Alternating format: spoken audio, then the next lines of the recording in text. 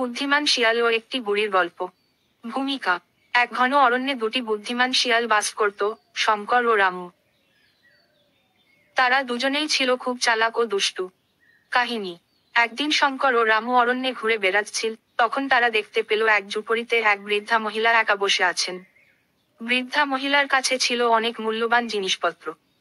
শঙ্কর ও রামু বৃদ্ধা মহিলার জিনিসপত্র লুট করার পরিকল্পনা করল।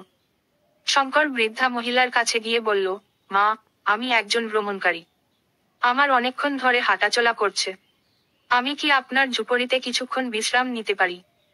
বৃদ্ধা মহিলা দয়ালু ছিলেন, তাই সে শঙ্করকে ভেতরে ঢুকতে দিলেন। শঙ্কর ভেতরে ঢুকে বসতেই রামু দরজায় কড়া নাড়ল। বৃদ্ধা মহিলা দরজা খুলতেই রামু বলল, মা, আমি শঙ্করের বন্ধু। আমরা দুজনেই ভ্রমণকারী। আমাদের কি কিছু খেতে পাবো? বৃদ্ধা মহিলা রামুকেও ভেতরে ঢুকতে দিলেন এবং তাদের জন্য খাবার পরিবেশন করলেন। খাওয়া শেষে শঙ্কর ও রামু বৃদ্ধা মহিলার সাথে কথা বলতে লাগলো। তারা বৃদ্ধা মহিলার বিশ্বাস অর্জন করতে সক্ষম হলো।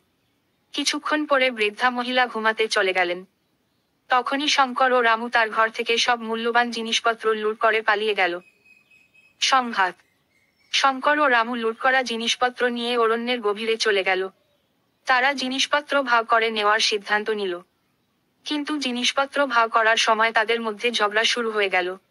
প্রত্যেকেই বেশি জিনিসপত্র চাইছিল। উপসংহার। ঝগড়া করতে করতে শঙ্কর ও রামু একে অপরের হাত থেকে সব জিনিসপত্র ফেলে দিল। তখন সব জিনিসপত্র মাটিতে পড়ে গেল এবং ভেঙে গেল। অবশেষে শঙ্কর ও রামু হতাশ হয়ে খালি হাতে ফিরে আসল। গল্পের শিক্ষা। এই গল্প আমাদের শেখায় যে, লোভ ও ঈর্ষা আমাদেরকে ধ্বংসের দিকে ধাবিত করে। আমাদের সবসময় ন্যায়পরায়ণ ও সৎ থাকা উচিত। এই রকম গল্প শুনতে আপনারা চ্যানেলটিকে সাবস্ক্রাইব করুন। দুই বুদ্ধিমান শিয়াল ও এক